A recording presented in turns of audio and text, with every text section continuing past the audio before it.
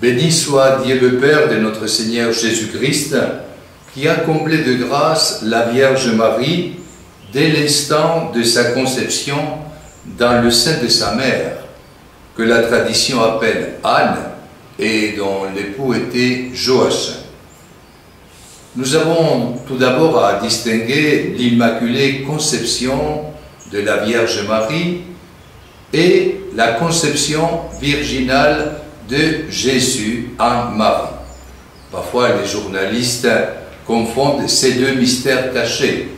L'Immaculée Conception a eu lieu lors de l'union conjugale de ses parents, Anne et Joachim. C'est un mystère qui nous renvoie à la sainteté du mariage. Au moment où Anne et Joachim s'unissent pour donner la vie à Marie, le Seigneur comble Marie de sa grâce. Tandis que la conception virginale, c'est lors de l'apparition de l'ange Gabriel à Marie, à l'Annonciation, que Marie, par le Saint-Esprit, conçoit de manière virginale Jésus dans ses entrailles. Ce n'est que le 8 décembre 1854 que le pape Pie IX a proclamé les dogmes de l'Immaculée Conception dans la bulle Ineffabilis Deus. Il disait « L'âme de la Vierge Marie, au premier instant de sa création et de son infusion dans le corps, a été par grâce et privilège de Dieu, en considération des mérites de Jésus-Christ, préservée de la tâche du péché originel. » Le péché originel. Le péché originel se trouve dans la concupiscence, ces troubles de la raison et des sentiments. Le péché originel se manifeste dans le tiraillement entre le bien et le mal, le cœur divisé, ambivalent. Le péché originel se montre aussi dans l'orgueil et l'aveuglement de l'esprit, l'opposé du discernement. Célébrer l'Immaculée Conception veut dire que dans la vie de Marie, il n'y a pas eu de place pour le péché. Marie a toujours choisi le Christ, le bien, l'amour de Dieu. Il s'agit d'une grâce qui concerne la foi agissant dans la charité. Marie n'a pas échappé à l'aventure de la foi.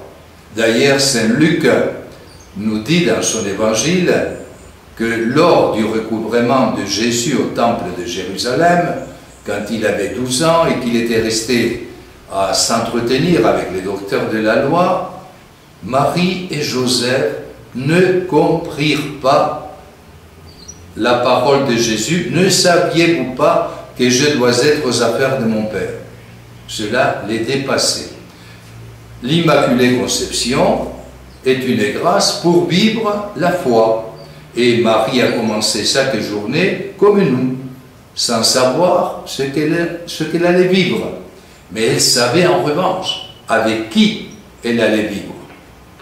Le Seigneur est avec elle chaque jour de sa vie.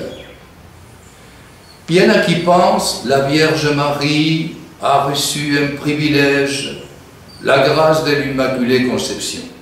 Il ne s'agit pas d'un privilège individualiste. Ne faisons pas erreur. Quand Dieu donne une grâce, il la donne pour le bien de tous. Donc nous sommes tous bénéficiaires de la grâce de l'Immaculée Conception. Car Marie a reçu une grâce pour une tâche. Et la tâche, c'est la maternité divine. Et c'est par cette maternité divine, Jésus conçu dans ses entrailles, que nous connaissons le salut. Au cours de l'histoire de la théologie, l'Immaculée Conception a fait problème aux théologiens. Et nous les comprenons. Les théologiens, en commentant les évangiles et les épîtres de Saint Paul, croyaient, à juste titre, que Jésus était mort pour les péchés de la multitude, pour la rémission des péchés de tous. Alors, si nous disons que Marie n'a pas connu le péché, et là, même ceux qui n'étaient pas favorables au dogme de l'Immaculée Conception, comme notre grand maître saint Thomas d'Aquin, au XIIIe siècle, pensaient que Marie n'avait jamais commis de péché. Il s'agissait d'un débat sur à quel moment, dans le sein de sa mère Anne, Marie avait reçu cette grâce surabondante, comblée de grâce.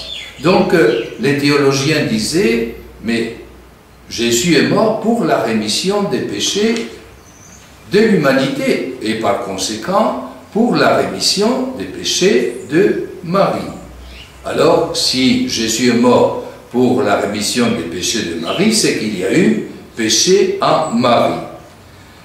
La réponse théologique va venir d'un frère franciscain, Jean Duns-Scotus, au XIIIe siècle, qui va nous parler de la rédemption préventive, car Marie a été sauvée, elle a reçu la rémission des péchés par avance, voilà, par avance. Donc, elle a bénéficié, en tant que la plus grande des sauvées, c'est le sens de la sainteté, la toute sainte, la Panagia, comme on dit en grec, la toute sainte Vierge Marie, a été sauvée du péché par avance, mais par une grâce venant déjà de la mort et de la résurrection de son Fils. Nous retrouvons au XIXe siècle, et en particulier en France, des témoignages en faveur de l'Immaculée Conception. Pensons à Sainte Catherine Labouré, religieuse fille de Marie. Elle a eu l'apparition de la Vierge Marie le 27 novembre 1830, qui lui demandait de frapper la médaille miraculeuse de la rue du Bac, sur le modèle de l'apparition. Et dans cette apparition, Marie écrasait la tête du serpent et de ses mains jaillissaient des rayons de lumière avec l'invocation « Ô Marie conçue sans péché, priez pour nous qui avons recours à vous ». À Lourdes, cette fois-ci le 25 mars 1858, la Dame de la Grotte apparaît à Bernadette Soubirous. Et Bernadette reçoit un message étonnant de la part de la Vierge Marie qui lui parle en patois. Nous voyons comment la Vierge Marie rejoint la langue maternelle, le patois bigourdin de Bernadette, et qui lui dit « Je suis l'Immaculée Conception ». Et Bernadette, qui est une petite bergère, garde dans sa prière et dans sa mémoire « Je suis l'Immaculée Conception ». Aussi, en France, au Carmel des Lisieux, Sainte Thérèse de l'Enfant Jésus et de la Sainte Éphas nous a parlé des grâces qu'elle a reçues et qui l'ont épargné des péchés graves. Sainte Thérèse de l'Enfant Jésus et de la Sainte Éphas aimait à se comparer à Sainte Marie-Madeleine pour dire « j'aurais pu être comme Marie-Madeleine ». Et tombée dans le péché. Marie-Madeleine, qui était habitée par 7 démons, la plénitude des démons. Mais Dieu, par une grâce accordée par avance, donc Thérèse disait, je ne suis pas tombée dans le péché, et elle disait, j'ai été pardonnée par avance. C'est le sens de ce mystère de l'Immaculée Conception que nous célébrons aujourd'hui.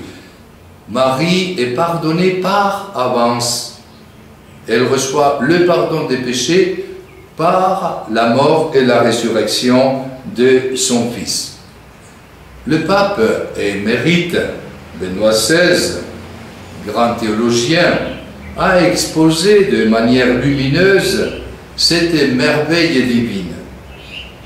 Il a dit: le peuple de Dieu précède les théologiens. C'est-à-dire, le peuple de Dieu a le sens de la foi, dans l'expression latine sensus fidei.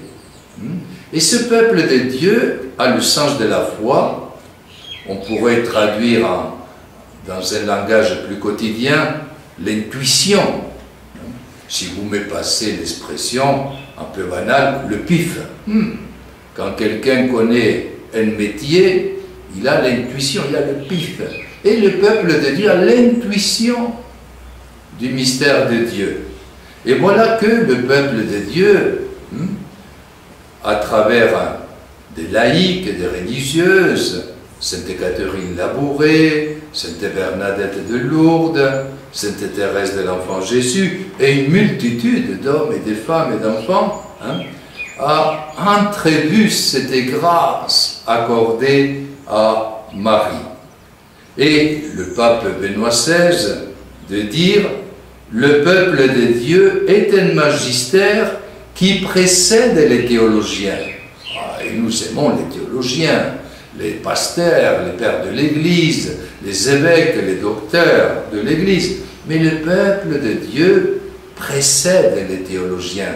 Et les théologiens, les biblistes vont approfondir ce mystère dans lequel sont entrés déjà les humbles et ceux qui ont un cœur de pauvres.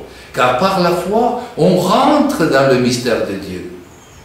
Et les théologiens vont suivre ce peuple de Dieu qui a reçu la grâce de l'intuition du mystère de Dieu, et ils vont l'expliquer. C'est pourquoi le pape émérite Benoît XVI rappelle le rôle joué par Sainte Bernadette et par Sainte Thérèse de Lisieux. Sainte Thérèse de Lisieux aurait aimé étudier le grec et l'hébreu pour lire la Bible dans la langue grecque et dans la langue hébraïque, mais il n'a pas fait ces études-là, mais elle est entrée, et c'est ça qui compte, elle est entrée dans le cœur de Dieu, elle est entrée dans le sens de l'écriture, et son cœur en est devenu brûlant.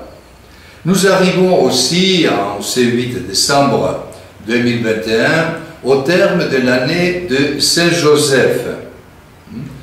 La Vierge Marie a reçu la grâce de l'Immaculée Conception, et Saint-Joseph en a été bénéficiaire, car elle a partagé cette grâce avec son époux. Le propre du mariage, c'est la mise en commun, le partage, le nous de l'homme et de la femme. Eh bien, Joseph a partagé la grâce accordée à Marie. La grâce répandue par Dieu dans l'âme de Marie est passée dans l'âme de Joseph. Et nous voyons l'importance du mariage comme expérience de grâce. Un homme marié disait: j'ai vu la présence de Dieu dans le regard d'amour de ma femme. Voilà, l'amour sacrement de Dieu. Et un autre homme marié chrétien disait: qu'est-ce qu'un homme attend d'une femme? Et il répondait: ce n'est pas tant le sexe que l'inspiration. Ah, inspiration. Il y a dans ce mot spiritus, le souffle. Donc un souffle qui nous pousse en avant. Et Saint Joseph a été inspiré par Dieu à travers Marie. Il a pris les bonnes décisions dans sa vie, guidé par le Saint-Esprit, et Marie a collaboré à ce discernement accompli par Joseph. Alors, en cette fin d'année de Saint Joseph, confions-nous à l'intercession de Marie. Ô Marie conçue sans péché, priez pour nous qui avons recours à vous. Saint Joseph, priez pour nous. et Sainte Anne et Saint Joachim, priez pour nous.